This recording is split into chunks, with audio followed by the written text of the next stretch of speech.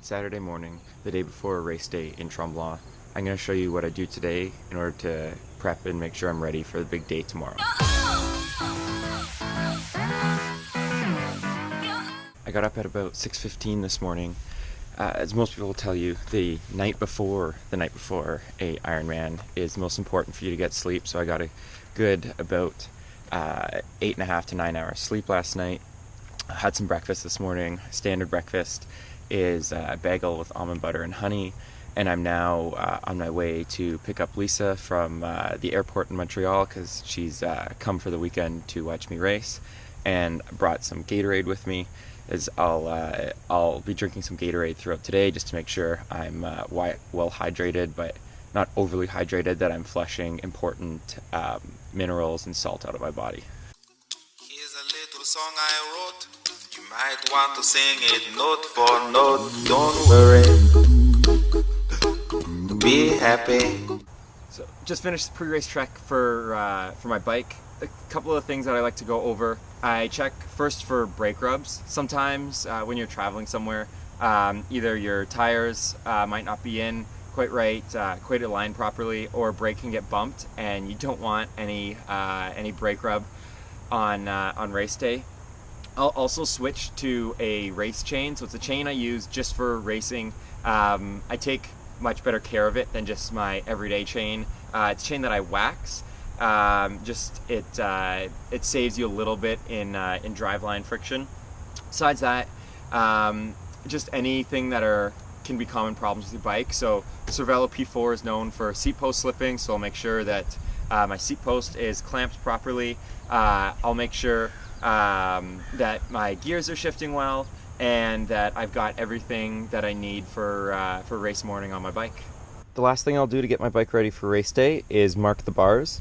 So I put on the left-hand side important turns for the course, and on the right-hand side where all the aid stations are. I like noting different turns on the course because it helps me break up the course into smaller pieces, so I know how far I have to go to different landmarks along the course.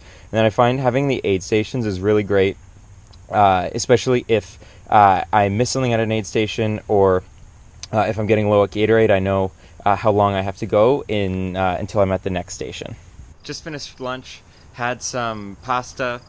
I know a lot of the science says that you don't necessarily need to carbo load or get a lot of that stuff in before a big endurance race, but it's what I've always done, and it seems to work for me, and I really enjoy it, so it's something that I stick with. Now kind of for the rest of the afternoon, it really will just be putting my feet up, not doing much until dinner time, and we'll look to have a relatively early dinner. Hopefully eating at about 5, so I've got time to digest so that I can get to bed at a good time. In terms of how I'm feeling, I feel pretty good for the race tomorrow. I haven't done a ton of training since Lake Placid 4 weeks ago. I raced the Kingston Long Course race 2 weekends ago, and then raced Bracebridge last week. Those are kind of the hard workouts that I've done between the two races, and then done some easy miles, both running on the trainer and getting into the pool a little bit. I feel like the training that I did for Lake Placid, it's still in my legs, so I should be ready to go for a good race tomorrow. This is a course that I really like. It's got quite a bit of elevation change, but I find the way that the elevation comes at you, it can be a relatively fast course, especially on the bike. The fantastic road conditions definitely help with that as well. So really for me, looking at going under 9 hours, so in the 8:50 something range. And if I'm in that range, I think there's a lot of guys who are looking at that. So you might find from 5th place all the way back to 12th or 13th are kind of vying for a time just under 9 hours. So should be an interesting race, especially with so many people who can be real threats or real contenders in the race making their debut.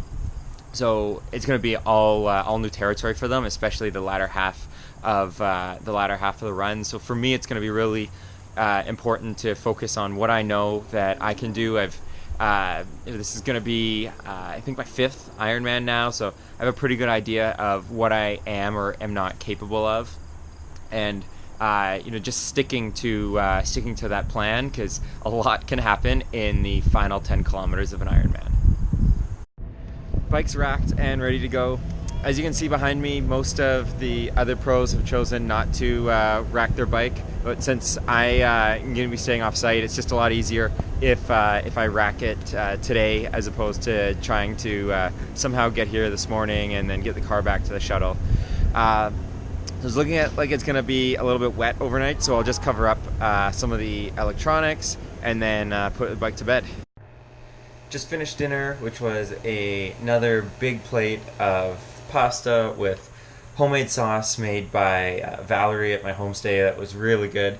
So now it's a little after 6. It's just time to put my feet up, got my legs in some recovery boots, and start to wind down to try and get to bed at a good time. I'm here with Danny and Valerie, my very gracious homestay hosts for Ironman Mont Tremblant. Thank you. So why did the two of you decide to step up and be a homestay for athletes from out of town?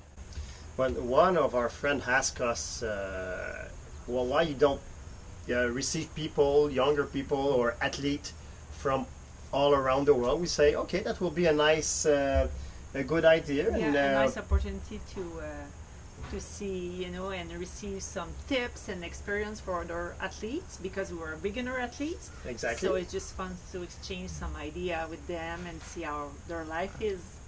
Perfect. So you've lived in Tremblant for a few years. So what impact have you seen this race having on the local community? But the Ironman brings a lot over here. They bring like our new pool. Yeah. And place to get the training for the Ironman, like practice cycling.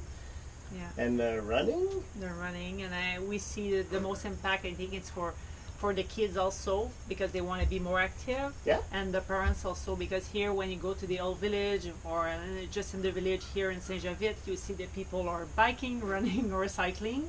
So you say, okay, if they can do it, maybe I can do it, and it's in our town, so why not to do a race in our town? And for children, if they see their parent always moving, always training, for sure they will do the same. That's great. So both of you are triathletes, and you have a race coming up at Lake Placid 70.3. Yep. So do you use the local bike paths and the lake for the race? Is that where you do all your training? Always, always. It's so easy from where we live. We go on the bike path. After that, we get the course of the bike. It's very easy to use. It's secure. And for running also, it's easy for everything. So let's go all in. Perfect. All right, thank you very much. No problem. That's a wrap on my day before an Ironman video. Hope to see everybody at the finish line. Oh, this you crazy mother.